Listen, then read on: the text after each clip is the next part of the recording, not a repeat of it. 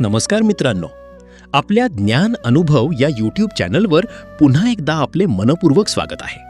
मागच्या भागात आपण बघितले, शरीर क्षेत्र आहे, आत्मा क्षेत्रज्ञ. तुम्ही शरीर नाही, तुम्ही आत्मा आहात आणि नाशवंतात अविनाशी पाहणं हेच खरं ज्ञान. पण मित्रांनो, आजचा अध्याय एक अत्यंत व्यावहारिक आणि महत्त्वाचा विषय घेतो. एक प्रश्न विचारा स्वतःला, इच्छा पूर्ण नाही झाली की राग का येतो? मी कधी खूप आळशी का होतो? कधी खूप चिडखोर का होतो? कधी खूप शांत का असतो? हे बदल का होतात? मित्रांनो, हे बदल होतात कारण आपल्या 3 गुण आहेत: सत्व, रज आणि तम. आजचा अध्याय आहे गुणत्रय विभाग योग.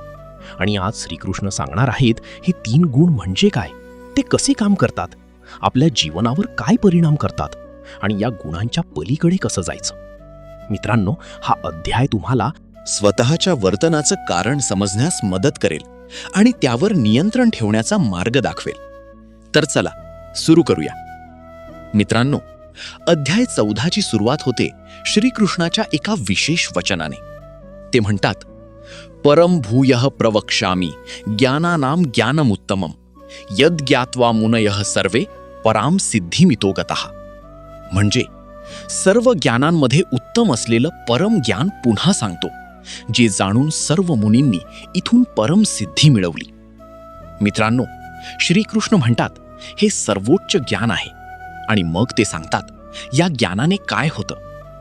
इदम ज्ञानमुपाश्रित्य मम साधर्म्यमागतः सर्गेपि नोपजायन्ते प्रलये न व्यथन्ति च.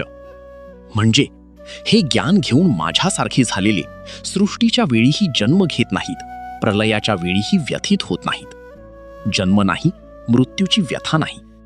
मित्रांनो, हे ऐकताना किती मोठं वाटतं. जन्म मृत्यूच्या चक्रातून सुटका, हेच मोक्ष आहे. आणि ते मिळवण्याचा मार्ग आहे 3 गुणांना समजणं आणि त्यांच्या पलीकडे जाणं. मित्रांनो, आता श्रीकृष्ण सांगतात हे 3 गुण कुठून आले. मम योनिर महद्ब्रह्म तस्मिन् गर्भम दधाम्यहम संभवः सर्वभूतानां ततो भवति भारत. म्हणजे महद्ब्रह्म माझी योनी आहे, त्यात मी गर्भ धारण करतो, त्यातून सर्व प्राण्यांचा जन्म होतो हे भारता. आणि मग सर्व योनिषु कौंतेय मूर्तयः संभवन्ति तासाम ब्रह्म महद्योनी रहम बीज प्रदः पिता. म्हणजे हे कौंतेय, सर्व योनींमध्ये जे जन्म होतात त्यांची महद ब्रह्म योनी आहे आणि मी बीज देणारा पिता आहे. मित्रांनो, परमात्मा पिता आहे, प्रकृती माता आहे, सृष्टी त्यांचं अपत्य आहे. आणि या सृष्टीला आपल्याला 3 गुण मिळाले. सत्वम रजस्तम इति गुणः प्रकृती संभवाः निबध्नन्ति महाबाहो देहे देहिनम अव्ययम. म्हणजे सत्व, रज आणि तम हे गुण प्रकृतीपासून उत्पन्न होतात. ते अव्यय आत्म्याला शरीरात बांधतात. मित्रांनो, आत्मा अव्यय आहे, मुक्त आहे, पण या 3 गुणांमुळे तो बांधला जातो. जसं पाखरू मुक्त आहे, पण जाळ्यात अडकलं की बांधलं जातं. 3 गुण म्हणजे ते जाळं आहे. मित्रांनो, आता श्रीकृष्ण सांगतात पहिला गुण सत्व. तत्र सत्वम निर्मलत्वात् प्रकाशकम अनामयम सुखसंगीन बध्नाती ज्ञानसंगीन च अनघ. म्हणजे त्यात सत्व निर्मल असल्यामुळे प्रकाशक आणि निरोगी आहे. हे सुखाच्या आसक्तीने आणि ज्ञानाच्या आसक्तीने बांधतो. मित्रांनो, सत्वगुण म्हणजे प्रकाश, ज्ञानाचा प्रकाश, शुद्धी, मनाची शुद्धी, शांती, आतली शांती, आनंद, खरा आनंद. जेव्हा सत्वगुण वाढतो तेव्हा आपल्याला वाटतं अभ्यास करावा, ध्यान करावं, चांगलं करावं. सत्वगुण हा 3 गुणांत सर्वश्रेष्ठ, पण तरी तो बांधतो. कसा? सुखाच्या आसक्तीने. मला आनंद आहे, हे माझ्यामुळे आहे, हा अहंकार आला, सत्वाने बांधलं. मला ज्ञान आहे, मी श्रेष्ठ आहे, हा अहंकार आला, सत्वाने बांधलं. सत्वगुण श्रेष्ठ, पण त्यातही आसक्ती नको. मित्रांनो, सत्वगुणाची लक्षणे आपल्या जीवनात: सकाळी लवकर उठणं सत्व, ध्यान करणं सत्व, सात्विक जेवण करणं सत्व, चांगल्या पुस्तकांत रस सत्व, शांत राहणं सत्व, दुसऱ्यांना मदत करणं सत्व, तुमच्यात सत्व वाढवा, जीवन उजळेल. मित्रांनो, आता दुसरा गुण रज. रजो रागात्मकं विद्धि तृष्णासंग समुद्भवम तन्निबध्नाती कौंतेय कर्मसंगेन दिहीनम. म्हणजे रज हा राग स्वभावाचा जाण, तृष्णा आणि आसक्तीपासून उत्पन्न. हे कौंतेय, हा कर्माच्या आसक्तीने देहाला बांधतो. मित्रांनो, रजोगुण म्हणजे इच्छा, आणखी हवं, आणखी हवं. क्रिया, सतत धावपळ, महत्वाकांक्षा, मोठं व्हायचं, चंचलता, मन एका जागी नाही, राग, इच्छा पूर्ण नाही झाली की राग. जेव्हा रजोगुण वाढतो तेव्हा आपल्याला वाटतं हे मिळवायचं, ते करायचं, लवकर व्हायला हवं. मित्रांनो, रजोगुण आपल्या जीवनात सर्वात जास्त दिसतो. आजकाल सगळ्यांना पैसा हवा, प्रसिद्धी हवी, यश हवं, ओळख हवी. हे सगळं रजोगुण आहे. रजोगुण पूर्णपणे वाईट नाही, कारण कर्म करायला ऊर्जा रजोगुणानेच येते. पण जेव्हा रजोगुण जास्त होतो तेव्हा काय होतं? राग येतो, लोभ वाढतो, शांती संपते, झोप उडते, नाती खराब होतात. मित्रांनो, रजोगुणाची लक्षणे आपल्या जीवनात सतत काम, विश्रांती नाही, रज. पैशाची सतत काळजी, रज. दुसऱ्यांशी स्पर्धा, रज. सतत मोबाईल, रज. झोप न येणं, रज. चिडचिड, रज. रजोगुण कमी करा, शांती वाढेल. मित्रांनो, आता तिसरा गुण तम. तमस्त्वज्ञानजम विद्धि मोहनम सर्वदेहिनाम प्रमादालस्य निद्राभीस तन्निबध्नाती भारत. म्हणजे तम हा अज्ञानापासून उत्पन्न जाण, सर्व देहधाऱ्यांना मोहित करणारा. हे भारता, प्रमाद, आळस आणि निद्रेने हा बांधतो.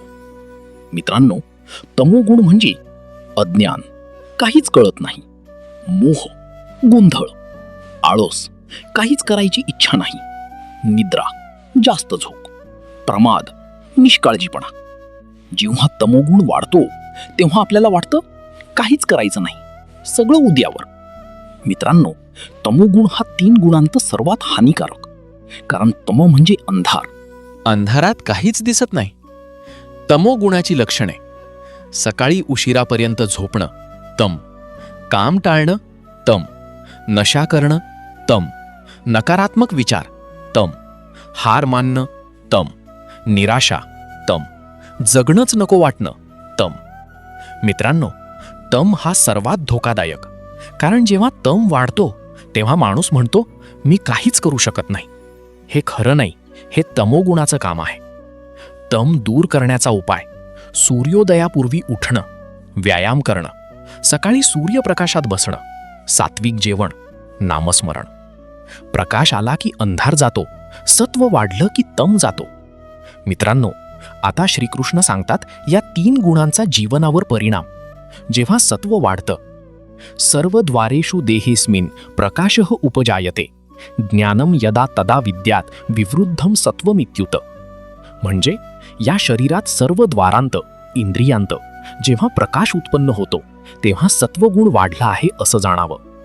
सत्व वाढलं की मन प्रकाशाने भरतं, ज्ञान येतं, सगळं स्वच्छ दिसतं. जेव्हा रजो वाढतं, लोभ प्रवृत्तीरारंभ कर्मणाम स्पृहा रजस्येतानि जायन्ते विवृद्धे भरतर्षभ. म्हणजे लोभ, प्रवृत्ती, कर्मांचा आरंभ, अशांती आणि तृष्णा. रज वाढल्यावर हे उत्पन्न होतात.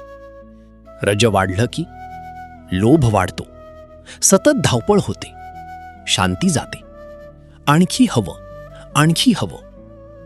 जेव्हा तम वाढतं, अप्रकाशो प्रवृत्तिश्च प्रमादो मोह एवच तमस्येतानि जायन्ते विवृद्धे कुरुनंदन. म्हणजे अप्रकाश, अप्रवृत्ती, प्रमाद आणि मोह, तम वाढल्यावर हे उत्पन्न होतात. तम वाढलं की अंधार, काहीच करायची इच्छा नाही, गोंधळ, निद्रा. मित्रांनो, आता स्वतःला विचारा, आज माझ्यात कोणता गुण जास्त आहे? सकाळी उठलो, प्रकाशित वाटतं. सत्व. सतत काळजी होते. रजो. काहीच करावंसं वाटत नाही. तम. दिवसभर हे बदलत राहतं. पण सरासरी कोणता गुण जास्त आहे ते ओळखा. मित्रांनो, आता श्रीकृष्ण सांगतात, कोणत्या गुणात मृत्यू झाला तर काय होतं? यदा सत्वे प्रवृद्धे तू प्रलयम याती देहभृत तदोत्तम विदान लोकान अमलान प्रतिपद्यते. म्हणजे जेव्हा सत्व वाढलेलं असताना देहधारी मृत्यू पावतो, तेव्हा तो उत्तम ज्ञानांच्या निर्मल लोकांना प्राप्त होतो. सत्वात मृत्यू उत्तम गती. रजसी प्रलयम गत्वा कर्मसंगीषु जायते तथा प्रलीनस्तमसी मूढयोनिषु जायते. म्हणजे रजात मृत्यू झाल्यास कर्माशी आसक्त माणसांत जन्म होतो. तमात मृत्यू झाल्यास मूढ योनींमध्ये म्हणजे पशु पक्षी जन्म होतो. मित्रांनो, रजात मृत्यू माणसांत पुनर्जन्म, तमात मृत्यू पशु योनीत जन्म. हे ऐकून भीती वाटते ना?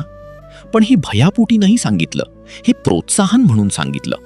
सत्व वाढवा, उत्तम गती मिळेल. आणि मग श्रीकृष्ण सांगतात, कर्मणः सुकृतस्याहु सात्विकम निर्मलम फलम रजसस्तु फलम दुःखम अज्ञानम तमसः फलम. म्हणजे चांगल्या कर्माचं फळ सात्विक निर्मल, रजसाचं फळ दुःख, तमसाचं फळ अज्ञान. मित्रांनो, तुम्ही काय पेरता तेच उगवतं.